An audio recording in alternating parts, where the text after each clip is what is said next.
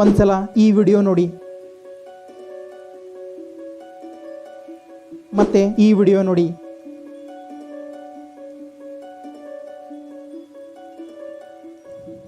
ಈ ಎರಡು ವಿಡಿಯೋಗಳಲ್ಲಿ ಏನಾದರೂ ವ್ಯತ್ಯಾಸ ಕಾಣ್ತಾ? ಹೌದು, ಎಲ್ಲರೂ ವಾಕಿಂಗ್ ಸ್ಟೈಲ್ ಅನ್ನೇ ಅಬ್ಸರ್ವ್ ಮಾಡಿರಬಹುದು. ಅದೇ ತರ ನೀವು ಒಬ್ಬ ಹೈ ವ್ಯಾಲ್ಯೂ, ಹೈ ಸ್ಟೇಟಸ್ ಮತ್ತೆ ಒಬ್ಬ ಹೈಲಿ ರೆಸ್ಪೆಕ್ಟೆಡ್ ಅಲ್ಫಾ ಮೇಲ್ ಆಗಬೇಕು ಅಂತ ಅಂದುಕೊಂಡಿದ್ರೆ ಈ ವಿಡಿಯೋ ಎಲ್ಲಕ್ಕಿಂತ ಇಂಪಾರ್ಟೆಂಟ್ ಮತ್ತೆ ವ್ಯಾಲ್ಯೂಯಬಲ್ ವಿಡಿಯೋ ಆಗಿರಲಿದೆ. ಯಾಕಂದ್ರೆ ನೀವು ಯಾವುದೋ ಒಂದು ರೂಮ್ ಒಳಗೆ ಎಂಟರ್ ಮಾಡಿದಾಗ ಆಗ ಜನ ಎಲ್ಲಕ್ಕಿಂತ ಮೊದಲು ಏನ್ ನೋಟಿಸ್ ಮಾಡ್ತಾರೆ ಗೊತ್ತಾ? ನೀವು ಒಂದು ಶಬ್ದ ಕೂಡ ಮಾತಾಡೋದಕ್ಕಿಂತ ಮುಂಚೆ ಜನ ಏನ್ ನೋಟಿಸ್ ಮಾಡ್ತಾರೆ ಗೊತ್ತಾ? ಅದುವೇ ನಿಮ್ಮ ಬಾಡಿ ಲ್ಯಾಂಗ್ವೇಜ್. ನೀವು ಯಾವ ತರ ನಡ್ಕೊಂಡು ಬರ್ತೀರಾ, ಯಾವ ತರ ನಿಲ್ತೀರಾ, ಅಥವಾ ಕುಳಿತುಕೊಳ್ಳುವಾಗ ಹೇಗೆ ಸ್ಪೇಸ್ ತಗೋತೀರಾ ಅನ್ನೋದನ್ನ ನೋಟಿಸ್ ಮಾಡ್ತಾರೆ. ಒಬ್ಬ ನಿಜವಾದ ಹೈ ವ್ಯಾಲ್ಯೂ ಅಲ್ಫಾ ಮೇಲ್ಗೆ ಇದೆಲ್ಲವೂ ಗೊತ್ತಿರುತ್ತೆ. ಅದಕ್ಕೆ ಯಾವಾಗ ಒಬ್ಬ ಅಲ್ಫಾ ಮೇಲ್ ರೂಮ್ ಒಳಗೆ ಎಂಟರ್ ಆಗ್ತಾನೆ, ಒಬ್ಬ ರಾಜನ ಹಾಗೆ ನಡ್ಕೊಂಡು ಬರ್ತಾನೆ. ಒಂದು ಮಾತು ಆಡದೆ ಕೇವಲ ತನ್ನ ಪವರ್ಫುಲ್, ಎನರ್ಜೆಟಿಕ್ ಅಥವಾ ಕಾನ್ಫಿಡೆಂಟ್ ಬಾಡಿ ಲ್ಯಾಂಗ್ವೇಜ್ ಮೂಲಕ ಜನರಿಗೆ ಅರ್ಥ ಮಾಡಿಸ್ತಾನೆ ನಾನೊಬ್ಬ ಬಾಸ್ ಅನ್ನೋದು. ಅದೇ ಇನ್ನೊಂದು ಕಡೆ ಯಾರು ತಮ್ಮ ಬಾಡಿ ಲ್ಯಾಂಗ್ವೇಜ್ ಅನ್ನ ಯೂಸ್ ಮಾಡೋದಿಲ್ಲ, ಅವರು ಜನರ ಮುಂದೆ ಶೈ, ನರ್ವಸ್ನೆಸ್ ಮತ್ತೆ ಒಬ್ಬ ವೀಕ್ ವ್ಯಕ್ತಿಯ ಹಾಗೆ ಕಾಣಿಸಿಕೊಳ್ತಾರೆ. ಅದಕ್ಕೆ ನಾ ಈ ವಿಡಿಯೋದಲ್ಲಿ ಹೈ ಕಾನ್ಫಿಡೆಂಟ್, ಹೈ ಸ್ಟೇಟಸ್ ಜನರ ಪ್ರತಿಯೊಂದು ಬಾಡಿ ಲ್ಯಾಂಗ್ವೇಜ್ ಅನ್ನ ಹೇಳ್ತೀನಿ. ಕಾಲಿನ ಮೂಮೆಂಟ್ ನಿಂದ ಹಿಡಿದು ಫೇಸ್ ಎಕ್ಸ್ಪ್ರೆಷನ್ ವರೆಗೆ ಇದನ್ನ ಯೂಸ್ ಮಾಡಿಕೊಂಡು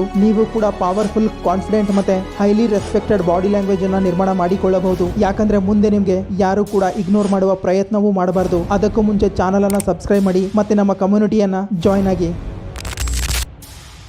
ನಿಮ್ಮ ಬಾಡಿ ಲೆಂತ್ ನ 40 to 50% ಭಾಗ ಕಾಲುಗಳು ಹೊಂದಿರುತ್ತೆ. ಅದಕ್ಕೆ ನೀವು ಯಾವ ತರ ನಡಿತೀರಾ, ಯಾವ ತರ ನಿಲ್ತೀರಾ, ಕುಳಿತುಕೊಳ್ಳುವಾಗ ಕಾಲುಗಳನ್ನ ಹೇಗೆ ಇಡ್ತೀರಾ ಅನ್ನೋದು ತುಂಬಾ ಇಂಪಾರ್ಟೆಂಟ್ ರೋಲ್ ಪ್ಲೇ ಮಾಡುತ್ತೆ. ಇದೇ ನಿಮ್ಮನ್ನ ಒಬ್ಬ ಡಾಮಿನೆಂಟ್ ಪರ್ಸನ್ ಇಲ್ಲ ಒಬ್ಬ ವೀಕ್ ಪರ್ಸನ್ ಅನ್ನೋದನ್ನ ತೋರಿಸುತ್ತೆ. ಫಾರ್ ಎಕ್ಸಾಂಪಲ್, ನಿಮ್ಮ ಫೀಟ್ ಕ್ಲೋಸರ್, ಹ್ಯಾಂಡ್ ಕ್ಲೋಸ್ ಮತ್ತೆ ಅಟೆನ್ಷನ್ ಭಂಗಿಯಲ್ಲಿ ನಿಲ್ಲೋದು ಒಂದು ವೀಕ್ ಸಬ್ಮಿಸಿವ್ ಸ್ಟ್ಯಾಂಡಿಂಗ್ ಪೊಸಿಷನ್ ಆಗಿದೆ. ಅದಕ್ಕೆ ನೀವು ಇದನ್ನ ಆಗ ಯೂಸ್ ಮಾಡ್ತೀರಾ ಎದುರಿನ ವ್ಯಕ್ತಿಗಿಂತ ನೀವು ವೀಕ್ ಆಗಿದ್ದಾಗ, ಇಲ್ಲ ಎದುರಿನ ವ್ಯಕ್ತಿ ನಿಮ್ಗಿಂತ ಪ್ರಭಾವಶಾಲಿ ಆಗಿದ್ದಾಗ. ಒಂದ್ ವೇಳೆ ನೀವು ಬೇರೆ ಮುಂದೆ ಒಬ್ಬ ಪ್ರಭಾವಶಾಲಿ ವ್ಯಕ್ತಿಯ ಹಾಗೆ ಕಾಣಬೇಕು ಅಂದ್ರೆ ನಿಮ್ಮ ಕೈ ಮತ್ತೆ ಕಾಲುಗಳನ್ನ ರಿಲ್ಯಾಕ್ಸ್ ಆಗಿ, ಕಾನ್ಫಿಡೆಂಟ್ ಆಗಿ ಇಡಿ. ನೀವೇ ಒಬ್ಬ ಬಾಸ್ ಅನ್ನೋ ತರ. ಹಾಗಿದ್ರೆ ಇದನ್ನ ತಿಳಿಯಲು ಈ ಸ್ಟೆಪ್ ಗಳನ್ನ ಫಾಲೋ ಮಾಡಿ. Step 1, wide standing posture position. ತಮ್ಮ ಎರಡು ಕಾಲುಗಳನ್ನ ಭುಜದ ಅಳತೆಯ ನೇರ ದಿಕ್ಕಿನಲ್ಲಿ ಭೂಮಿ ಮೇಲೆ ಭಾರವಾಗಿ ನಿಂತಿರುವ ತರ ನಿಲ್ಲಿ. ಇದೊಂದು ಹೈ ಮೆಸ್ಕ್ಯುಲೈನ್ ಸ್ಟ್ಯಾಂಡಿಂಗ್ ಪೊಸಿಷನ್ ಆಗಿದೆ. ಇದು ಸ್ಟೆಬಿಲಿಟಿ, ಪವರ್, ಡಾಮಿನೆನ್ಸ್ ಅನ್ನ ಸೂಚಿಸುತ್ತೆ. ಇದನ್ನ ಆಗ ಉಪಯೋಗ ಮಾಡ್ತಾರೆ ಬೇರೆಯವರ ಮುಂದೆ ನಿಮ್ಮದೊಂದು ಪವರ್ಫುಲ್ ಪ್ರೆಸೆನ್ಸ್ ಕ್ರಿಯೇಟ್ ಮಾಡುವಾಗ.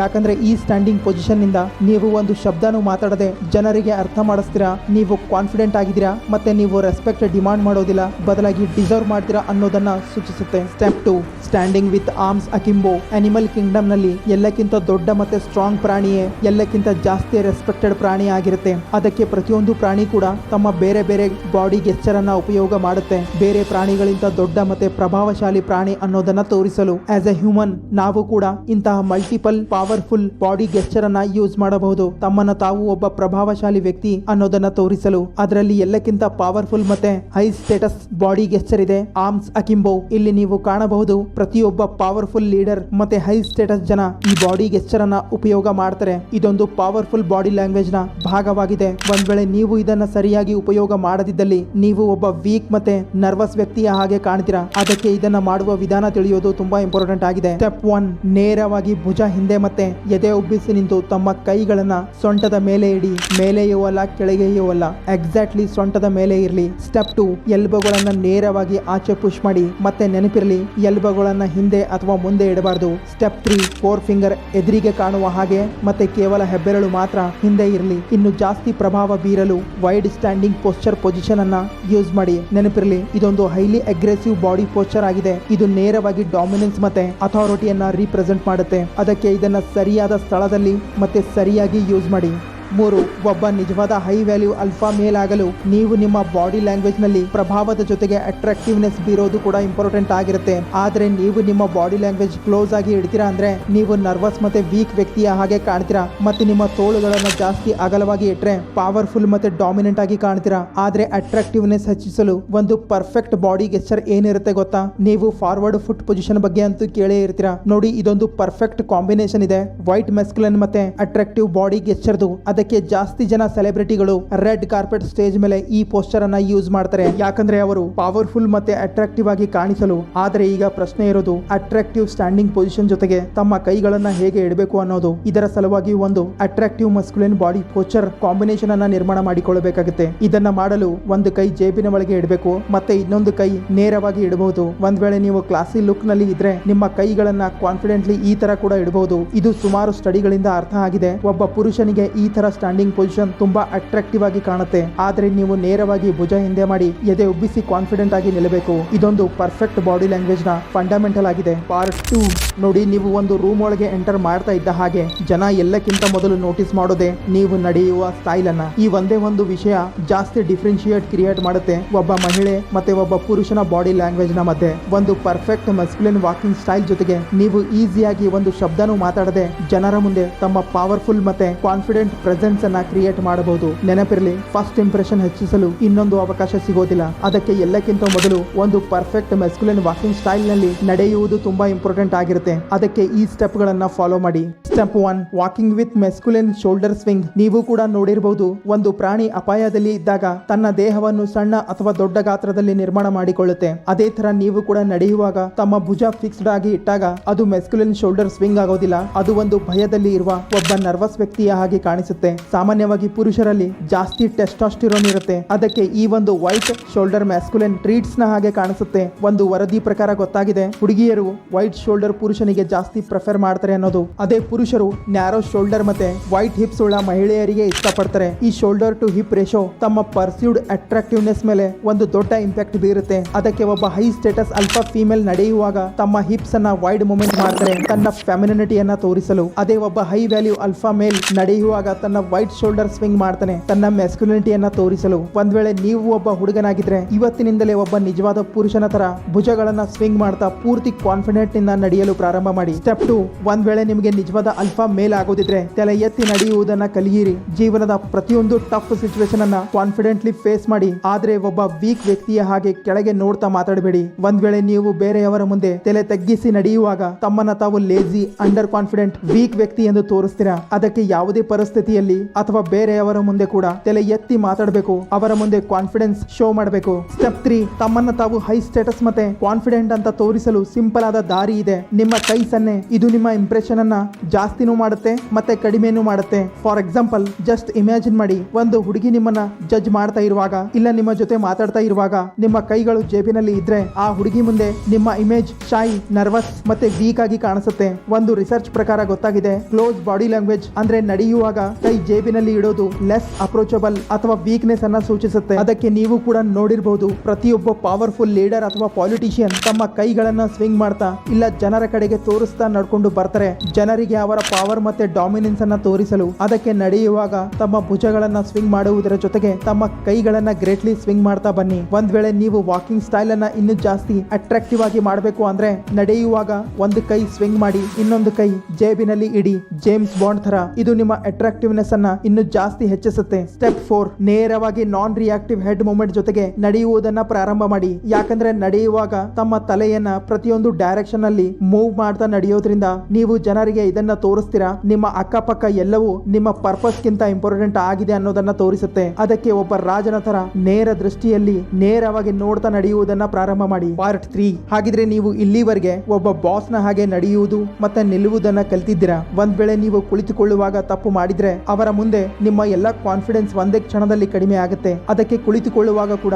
ಒಬ್ಬ ಬಾಸ್ ನ ಹಾಗೆ ಕುಳಿತುಕೊಳ್ಳಿ, ಪೂರ್ತಿ ರಿಲ್ಯಾಕ್ಸ್ ಮತ್ತೆ ಕಾನ್ಫಿಡೆನ್ಸ್ ನಿಂದ. ಮತ್ತೆ ಇದನ್ನ ಮಾಡಲು ಈ ಬಾಡಿ ಪೋಸ್ಚರ್ ಅನ್ನ ಫಾಲೋ ಮಾಡಿ. ಸ್ಟೆಪ್ 1, ಬಾಸ್ ಲೆವೆಲ್ ಕಾನ್ಫಿಡೆನ್ಸ್ ನ ಜೊತೆಗೆ ತಮ್ಮ ಕೈಗಳ ಮಧ್ಯೆ ಸ್ಪೇಸ್ ತಗೊಂಡು ಕುಳಿತುಕೊಳ್ಳುವಾಗ ಕಾನ್ಫಿಡೆನ್ಸ್ ನಿಂದ ಯಾವುದಾದ್ರೂ ವಸ್ತುವಿನ ಮೇಲೆ ಭಾರ ಹಾಕ್ತಾ ಕುಳಿತುಕೊಳ್ಳಿ. ಒಂದ್ ವೇಳೆ ನಿಮ್ಮ ಹತ್ತಿರ ಟೇಬಲ್ ಇದ್ರೆ ಟೇಬಲ್ ಮೇಲೆ, ಒಂದ್ ವೇಳೆ ಚೇರ್ ಮೇಲೆ ಕುಳಿತುಕೊಳ್ಳುವಾಗ ತಮ್ಮ ಕಾಲುಗಳ ಮೇಲೆ, ಮತ್ತೆ ಎದ್ದೇಳುವಾಗ ಕೂಡ ಸೇಮ್ ಪ್ರೊಸೆಸ್ ಅನ್ನ ಫಾಲೋ ಮಾಡಿ. ಈ simple sitting and standing position ನಿಮ್ಮ ಬಾಡಿ ಲ್ಯಾಂಗ್ವೇಜ್ ಅನ್ನ ಹೈ ಸ್ಟೇಟಸ್ ಮತ್ತೆ ಡಾಮಿನೇಟಿಂಗ್ ಲುಕ್ ಕೊಡುತ್ತೆ. ಆದರೆ ಇದನ್ನ ಮಾಡುವಾಗ ಕೆಲವು ವಿಷಯಗಳನ್ನ ನೆನಪಿನಲ್ಲಿ ಇಟ್ಕೊಳ್ಬೇಕಾಗತ್ತೆ. ಫಾರ್ ಎಕ್ಸಾಂಪಲ್, ಕುಳಿತುಕೊಳ್ಳುವಾಗ ತಲೆ ಕೆಳಗೆ ಬಾಗಿಸಬೇಡಿ ಮತ್ತೆ ಮುಖದ ಮೇಲೆ ಒಂದು ಕಾನ್ಫಿಡೆನ್ಸ್ ಸ್ಮೈಲ್ ಇರಲಿ. ಇದು ನಿಮ್ಮನ್ನ ಒಬ್ಬ ಧೈರ್ಯಶಾಲಿ ಮತ್ತೆ ಹೈಲಿ ಕಾನ್ಫಿಡೆನ್ಸ್ ವ್ಯಕ್ತಿಯ ಹಾಗೆ ತೋರಿಸುತ್ತೆ. Step 2, the leg over cross position. ತುಂಬಾ ಜನರಲ್ಲಿ ಒಂದು ತಪ್ಪು ಮಾಹಿತಿ ಇದೆ, ಕ್ರಾಸ್ ಲೆಗ್ ಪೊಸಿಷನ್ ಒಂದು ತಪ್ಪು ಪೋಸ್ಚರ್ ಇದೆ ಅನ್ನೋದು. ಒಂದ್ ವೇಳೆ ನೀವು ಇದನ್ನ ಸರಿಯಾಗಿ ಯೂಸ್ ಮಾಡುವುದನ್ನ ಕಲಿತ್ರೆ ಇದು ನಿಮಗೆ ಎಲ್ಲಕ್ಕಿಂತ ಪವರ್ಫುಲ್ ಮತ್ತೆ ಡಾಮಿನೆಂಟಿಂಗ್ ಪೋಸ್ಚರ್ ಆಗಿ ನಿರ್ಮಾಣ ಆಗುತ್ತೆ. ಫಾರ್ ಎಕ್ಸಾಂಪಲ್, ನೀವು ಈ ವಿಡಿಯೋವನ್ನ ನೋಡಬಹುದು. ಉತ್ತರ ಕ್ಲಿಯರ್ ಆಗಿದೆ,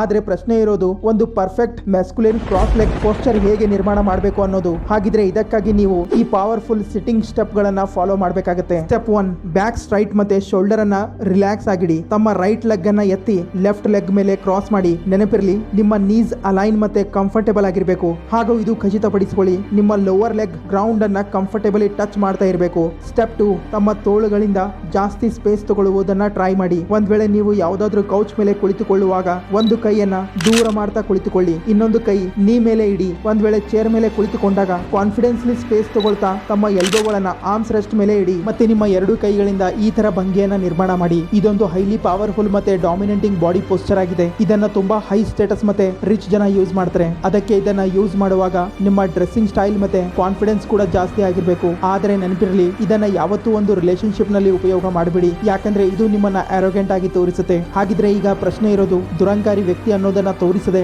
ಬೇರೆಯವರ ಮುಂದೆ ಕಾನ್ಫಿಡೆಂಟ್ಲಿ ಹೇಗೆ ಕುಳಿತುಕೊಳ್ಳಬೇಕು ಅನ್ನೋದು. ಅದಕ್ಕೆ ಸ್ಟೆಪ್ 3 ಫಾಲೋ ಮಾಡಿ. ನಿಮ್ಮ ಎರಡು ಕಾಲುಗಳನ್ನ ಭುಜದ ಅಳತೆಯ ದೂರದಲ್ಲಿ ಇಡ್ತಾ ಮತ್ತೆ ಮೊಳಕಾಲನ್ನ ಹೊರಗಿನ ಕಡೆ ಸ್ಪೇಸ್ ತಗೊಳ್ತಾ ಕುಳಿತುಕೊಳ್ಳಿ. ನಿಮ್ಗೆ ಗೊತ್ತೇ ಇದೆ, ಒಬ್ಬ ಪುರುಷನಿಗೆ ಇದು ಎಲ್ಲಕ್ಕಿಂತ ಕಂಫರ್ಟೇಬಲ್ ಸಿಟ್ಟಿಂಗ್ ಪೊಸಿಷನ್ ಆಗಿದೆ ಅನ್ನೋದು. ಅದಕ್ಕೆ ಈ ಸಿಟ್ಟಿಂಗ್ ಪೊಸಿಷನ್ ಇಂದ ಒಬ್ಬ ಮ್ಯಾನ್ ಆಟೋಮೆಟಿಕ್ಲಿ ಜಾಸ್ತಿ ಕಂಫರ್ಟೇಬಲ್ ಮತ್ತೆ ರಿಲ್ಯಾಕ್ಸ್ ಆಗಿ ಕಾಣ್ತಾನೆ. ಆದರೆ ನೆನಪಿರಲಿ, ನೇರವಾಗಿ ಭುಜವನ್ನು ಹಿಂದೆ ಮಾಡ್ತಾ ಕಂಫರ್ಟೇಬಲ್ ಆಗಿ ಕುಳಿತುಕೊಳ್ಳಿ. ಆದರೆ ಯಾರ ಮುಂದೆನೂ ತಲೆ ಕೆಳಗೆ ಮಾಡಿ ಕೈ ಮತ್ತು ಕಾಲುಗಳನ್ನು ಕ್ಲೋಸ್ ಮಾಡಿ ಕುಳಿತುಕೊಳ್ಳಬೇಡಿ. ಹಾಗಿದ್ರೆ ಈಗ ತಿಳಿಯೋಣ ಎಲ್ಲಕ್ಕಿಂತ ಇಂಪಾರ್ಟೆಂಟ್ ಬಾಡಿ ಲ್ಯಾಂಗ್ವೇಜ್ ನ ಬಗ್ಗೆ. ಯಾರ ಜೊತೆಗೂ ಮಾತಾಡುವಾಗ ಒಂದು perfect body language 3 most important ವಿಷಯಗಳ ಮೇಲೆ ಡಿಪೆಂಡ್ ಆಗಿರುತ್ತೆ. ನಿಮ್ಮ ಪೋಸ್ಚರ್, ಫೇಶಿಯಲ್ ಎಕ್ಸ್ಪ್ರೆಷನ್ ಮತ್ತೆ ಹ್ಯಾಂಡ್ ಮೂವ್ಮೆಂಟ್. ಅದಕ್ಕೆ ನಾ ಇಲ್ಲಿವರೆಗೆ ಹೈ ಸ್ಟೇಟಸ್ ಜನರ ಎಕ್ಸಾಕ್ಟ್ಲಿ ಪ್ರತಿಯೊಂದು ಪವರ್ಫುಲ್ ಬಾಡಿ ಪೋಸ್ಚರ್ ನ ಬಗ್ಗೆ ಹೇಳಿದೆ. ಹಾಗಿದ್ರೆ ಈಗ ಉಳಿದಿರೋದೆ ಹ್ಯಾಂಡ್ ಮೂವ್ಮೆಂಟ್ಸ್. ನೋಡಿ, ಇದು ಇಷ್ಟೊಂದು ಪವರ್ಫುಲ್ ಆಗಿದೆ ಅಂದ್ರೆ ನಿಮ್ಮ ಯಾವುದೋ ಒಂದು ಮಾತನ್ನ 50% ಜಾಸ್ತಿ ಎಫೆಕ್ಟಿವ್ ಮತ್ತೆ ಇಂಪ್ಯಾಕ್ಟ್ ಫುಲ್ ಆಗಿ ಮಾಡುತ್ತೆ. ಅದಕ್ಕೆ ಪ್ರತಿಯೊಂದು ಸಕ್ಸಸ್ಫುಲ್ ವ್ಯಕ್ತಿ, ಪೊಲಿಟಿಕಲ್ ಲೀಡರ್, ಬಿಸ್ನೆಸ್ ಮ್ಯಾನ್ ಮತ್ತೆ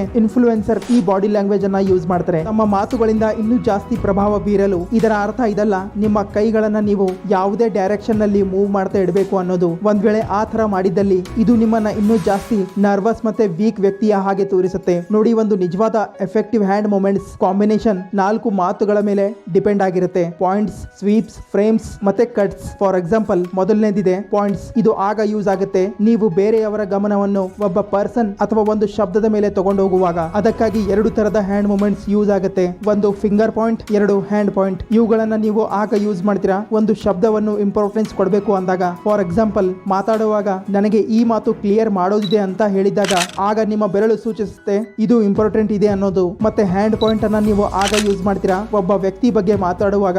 ಆದರೆ ನೆನಪಿರಲಿ, ಯಾವುದೇ ಒಬ್ಬ ವ್ಯಕ್ತಿಯನ್ನ ಬೆರಳು ತೋರಿಸಿ ಮಾತಾಡಬೇಡಿ, ಇದು ನಿಮ್ಮನ್ನ ದುರಂಕಾರಿ ವ್ಯಕ್ತಿಯ ಹಾಗೆ ತೋರಿಸುತ್ತೆ. 2 ಸ್ವೀಪ್. ಇದು ಜನರಲಿ ಬೋರ್ಡ್ ಸ್ಟೇಟ್ಮೆಂಟ್ ಗಳಲ್ಲಿ ಯೂಸ್ ಮಾಡ್ತಾರೆ. ಫಾರ್ ಎಕ್ಸಾಂಪಲ್, ನನಗೆ ಊಹಿಸಲು ಕಷ್ಟ ಆಗ್ತಾ ಇದೆ. ಇಲ್ಲಿ ಸ್ವೀಪ್ ಒಂದು ಬೋರ್ಡ್ ಪಾಸಿಬಿಲಿಟಿಯನ್ನ ರೀಪ್ರೆಸೆಂಟ್ ಮಾಡ್ತಾ ಇದೆ. 3ನೇದಿದೆ ಫ್ರೇಮ್ಸ್. ಇದು ಜನರಲಿ ಒಂದು ಸೆಂಟೆನ್ಸ್ ನಲ್ಲಿ ಟೈಮ್ ಲೈನ್, ಲೆಂತ್ ಅಥವಾ ವೇಟ್ ಅನ್ನ ರೀಪ್ರೆಸೆಂಟ್ ಮಾಡುತ್ತೆ. ಫಾರ್ ಎಕ್ಸಾಂಪಲ್, ಈ ಪ್ರಾಜೆಕ್ಟ್ 2 ಭಾಗಗಳಲ್ಲಿ ಕಂಪ್ಲೀಟ್ ಆಗುತ್ತೆ. ಮೊದಲನೇ ಫೇಸ್ ಜನವರಿನಿಂದ ಮಾರ್ಚ್ ವರೆಗೆ, 2ನೇ ಫೇಸ್ ಏಪ್ರಿಲ್ ನಿಂದ ಜೂನ್ ವರೆಗೆ. ಇಲ್ಲಿ ಸಿಂಪಲಿ ಟೈಮ್ ಲೈನ್ ಅನ್ನ ರೀಪ್ರೆಸೆಂಟ್ ಮಾಡಲಾಗಿದೆ. 3ನೇದಿದೆ ಕಟ್. ಇದು ಜನರಲಿ ನಾನ್ ನೆಗೋಷಿಯಬಲ್ ಸೆಂಟೆನ್ಸ್ ಗಳಲ್ಲಿ ಯೂಸ್ ಮಾಡಲಾಗುತ್ತೆ. ಫಾರ್ ಎಕ್ಸಾಂಪಲ್, ನಾ ಇದನ್ನ ಅಲೌ ಮಾಡೋದಿಲ್ಲ ಅಥವಾ ದಿಸ್ ಇಸ್ ಇನಫ್. ನೀವು ಜಗತ್ತಿನ ಯಾವುದೇ ಒಬ್ಬ ಸಕ್ಸಸ್ಫುಲ್ ವ್ಯಕ್ತಿಯನ್ನ ನೋಡಿ, ಅವರು ಈ ಗೆಸ್ಚರ್ ಗಳ ಕಾಂಬಿನೇಷನ್ ಗಳನ್ನೇ ಯೂಸ್ ಮಾಡ್ತಾ ಮಾತಾಡ್ತಾರೆ. ತಮ್ಮ ಕಮ್ಯುನಿಕೇಶನ್ ಬಾಡಿ ಲ್ಯಾಂಗ್ವೇಜ್ ಸ್ಟ್ರಾಂಗ್ ಮತ್ತೆ ಪವರ್ಫುಲ್ ಇದೆ ಅನ್ನೋದನ್ನ ತೋರಿಸಲು. ಸೊ ಫ್ರೆಂಡ್ಸ್, ಇದಾಗಿತ್ತು ನಿಮ್ಮನ್ನ ಜಾಸ್ತಿ ಕಾನ್ಫಿಡೆಂಟ್, ಅಟ್ರಾಕ್ಟಿವ್ ಮತ್ತೆ ಹೈಲಿ ರೆಸ್ಪೆಕ್ಟೆಡ್ ವ್ಯಕ್ತಿಯಾಗಿ ನಿರ್ಮಾಣ ಮಾಡಲು ಕೆಲವೊಂದು ಇಂಪಾರ್ಟೆಂಟ್ ಬಾಡಿ ಲ್ಯಾಂಗ್ವೇಜ್. ಈ ವಿಡಿಯೋ ಬಗ್ಗೆ ನಿಮ್ಮ ಅನಿಸಿಕೆ ಏನೇ ಇದ್ರೂ ಕಮೆಂಟ್ಸ್ ಮೂಲಕ ತಿಳಿಸಿ. ಹಾಗೆ ಚಾನಲ್ ಅನ್ನ ಸಬ್ಸ್ಕ್ರೈಬ್ ಮಾಡಿ, ಇನ್ಸ್ಟಾ ಪೇಜ್ ಅನ್ನ ಫಾಲೋ ಮಾಡಿ. ಬಾಯ್ ಬಾಯ್.